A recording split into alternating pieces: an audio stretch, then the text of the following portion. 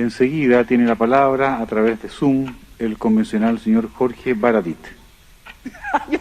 Buenas tardes a todos, buenas tardes Marimari Languien. Entiendo las palabras de Bernardo de la Maza. La constituyente debe tener como su principal preocupación la redacción de la nueva constitución, pero es un órgano político que escribe la Carta Magna en un contexto, como lo es la propia emergencia climática. Dicho esto, debemos comprometernos a generar las condiciones en sistema de gobierno para que las instituciones de la República, incluida la Presidencia, nunca más pongan en primer plano los intereses económicos por encima de los medioambientales, que nunca más los bolsillos de los grandes empresarios estén por encima de la acidez de enormes extensiones de bosques, que nunca más se desplacen a seres humanos para explotar nuestros campos, que nunca más los bolsillos hagan que se cierren las escuelas en vez de las chimeneas tóxicas que matan niños. También debemos castigar con las más grandes penas a quienes, en virtud de su enorme poder y autoridad y movidos por la codicia, por un lado pongan pingüinos de utilería en Dubái, que desnuda la política también de utilería que hay sobre medio ambiente, o que se vean involucrados hoy en corrupción internacional para aprobar proyectos que destruyen ecosistemas únicos. Esas autoridades no son dignas de llevar el cargo que esta tierra les entrega, confiados. Exijo una acusación constitucional contra Sebastián Piñera para su destitución. Y si la ley es incapaz de enfrentar los poderes fácticos que sostienen las autoridades espurias, nuestra nueva constitución debe considerar mecanismos de revocación de mandato popular para que nunca más un presidente dañe la naturaleza a la que pertenecemos todos solo por el maldito dinero. Muchas gracias. Revelaciones que llegan cuando las clases medias pagan cada vez más impuestos y la pandemia ha llevado a los gobiernos a un endeudamiento récord en tiempos de paz. Así que aunque estas maniobras sean legales, el problema ético es ya ineludible. Y de esto vamos a hablar con Susana Ruiz. Ella es responsable de justicia fiscal en Oxfam. Susana, cuéntanos para empezar, aprovechando este informe, ¿por qué tiene América Latina un papel tan destacado en esta lista? ¿Qué factores contribuyen a esto? Bueno, creo que en el caso de América Latina se dan varias coincidencias. Una, todavía es un insuficiente mecanismos legislativos en los distintos países para poner coto a la utilización de los paraísos fiscales de las distintas jurisdicciones que permiten estas prácticas. Y segundo, también se ha ido produciendo un crecimiento de la riqueza muy poco gravada, con muy pocos mecanismos también de identificación en los distintos países que permitan hacer un buen seguimiento de qué activos, qué riqueza y cuál es el patrimonio de las distintas personas. Y los dos hechos combinados han permitido también que en este caso las filtraciones con bufetes y de despachos que están muy presentes en la región, facilitadores que tienen también están sometidos a muy pocos controles, se haya dado una presencia, una exposición muchísimo más amplia, y es cierto que no habíamos visto nunca unas filtraciones en las que pudiéramos identificar un número tan amplio de grandes de dignatarios que estén activos en estos momentos, altos responsables políticos, como se ha dado en la región.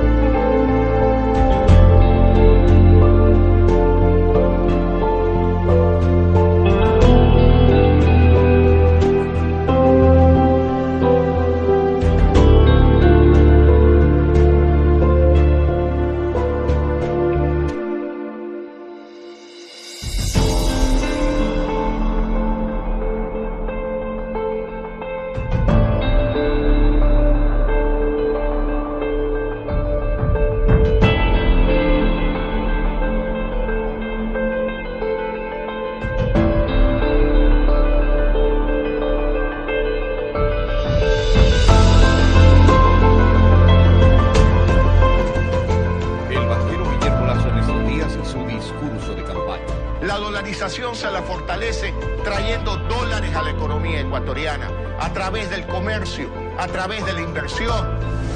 Invertir en el Ecuador, traer capitales, crear empleo. Pero resulta que el banquero Lasso no invierte ni crea empleo en Ecuador. Invierte en Panamá y hasta tiene un banco en Panamá. El líder del movimiento Creo, Guillermo Lasso, confirmó que es accionista de un banco en Panamá. Tengo un banco en Panamá que es un proyecto familiar. Tengo todo el derecho de hacer las inversiones que yo crea conveniente en el exterior. La dolarización se la fortalece trayendo dólares a la economía ecuatoriana.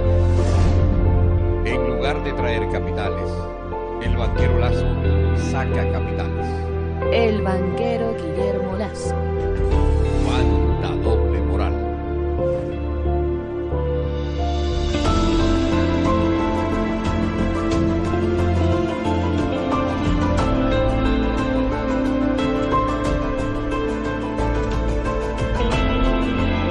El banquero.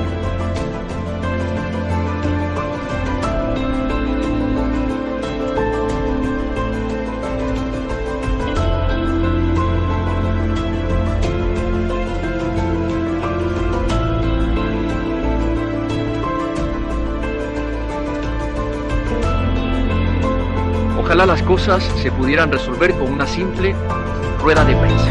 Pero usted, presidente Lasso, no ha respondido a ninguna de las preguntas fundamentales. No hace falta recordarle que ya no estamos en campaña electoral. Usted es el jefe de Estado, el primer mandatario, y como tal, debe aclararle a sus mandantes de qué se trata este bochorno internacional. No nos vayamos por las ramas, presidente. Vamos al grano. Usted dice que ha cumplido con la ley desde que empezó su aventura por la carrera a la presidencia. Digamos que ese fue el costo del capricho. Deshacerse de sus propiedades en paraísos fiscales. ¡Qué vergüenza! Ahora bien, usted está obligado a aclarar lo que ocurrió con esas empresas. ¿A quién se las transfirió? ¿Podría usted garantizar que los fideicomisos que subsisten en Dakota del Sur, por ejemplo, no están a nombre de algún pariente o testaferro? La ley es clara. Usted debe probar que no tiene ningún bien, derecho, activo ni interés, directa o indirectamente, en paraísos fiscales. Así de simple. ¿Puede probarlo o no puede probarlo? Si no puede hacerlo, usted está en serios problemas, señor presidente.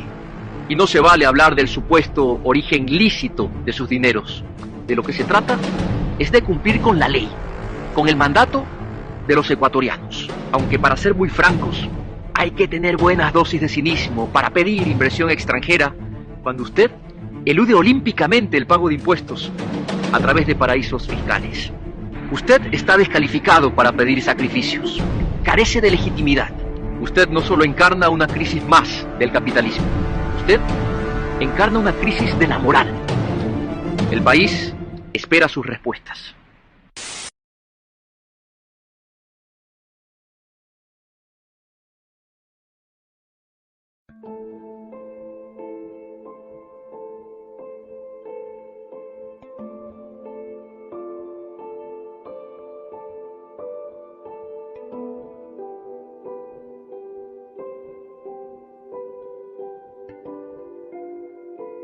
Declarar. El feriado bancario y la posterior crisis bancaria que soportó el país en el año 1999 no solo trajo pérdidas millonarias al país por la entrega de dinero público a las instituciones financieras que quebraron por un mal manejo de sus propietarios, como fue el caso de Filambanco, Continental, entre otras. Otro de los perjuicios que debió asumir el país, consecuencia del feriado bancario, fue la negociación de los certificados de depósitos entregados por los bancos a sus clientes. El asalto a la Corporación Financiera Nacional se hizo con un simple decreto, obligando a que la corporación reciba dichos papeles.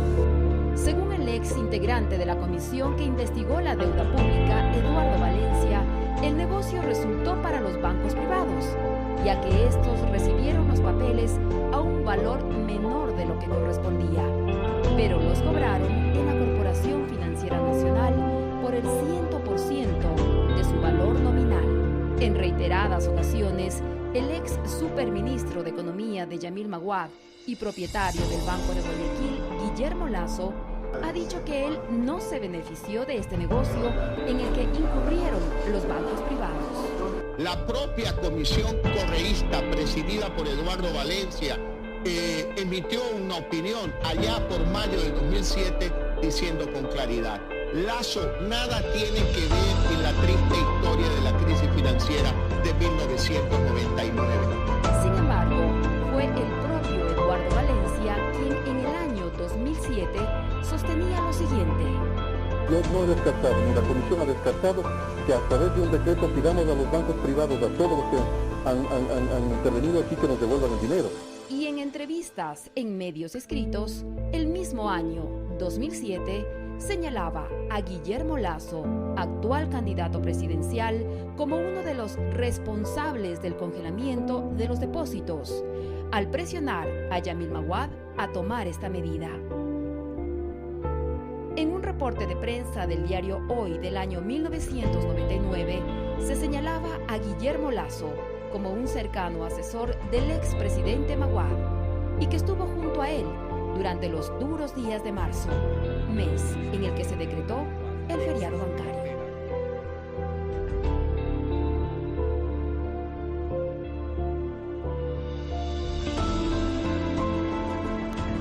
The Pandora Papers show how the ultra-rich and powerful move their money around the globe. It is the largest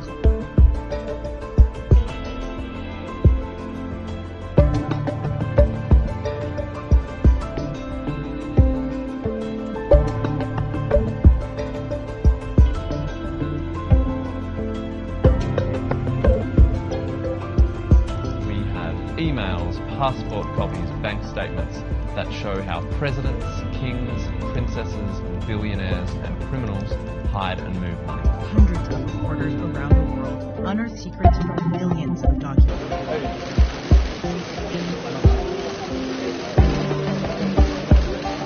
Llegó el momento de decir basta.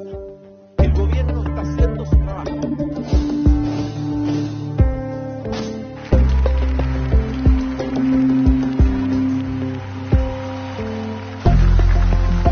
El gobierno ecuatoriano primero inició un debate interno y ahora está tratando de convencer a algunas naciones con respecto a un pacto ético y la eliminación de los paraísos fiscales. ¿Qué opina usted sobre esta propuesta del gobierno ecuatoriano? Yo creo que es muy importante que los paraísos fiscales desaparezcan, porque muchas veces los paraísos fiscales se utilizan para o actividades reñidas con la ley y con la moral, como lavado de dinero o ocultamiento de dinero que provienen del narcotráfico o del crimen organizado, o muchas veces se utilizan para evadir impuestos. Y por tanto yo sí creo que debiesen desaparecer los paraísos fiscales y que las finanzas internacionales deberían ser más transparentes, de forma tal de evitar que esos paraísos fiscales sean mal utilizados para actividades ilegales o para evasión de impuestos.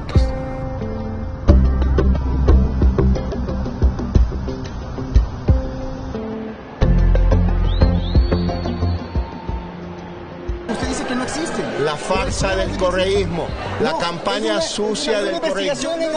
Mi querido amigo, ya le contesté, la farsa del correísmo, la farsa del correísmo. ¿Por qué no presenta la lista, señor Lasso, el día de hoy? Usted sí la tiene. Y usted le exige que, si es pública, ¿por qué no la presenta usted? ¿No puede pedir la lista? Yo les voy a decir algo. Miren ustedes cómo actúa la prensa correísta.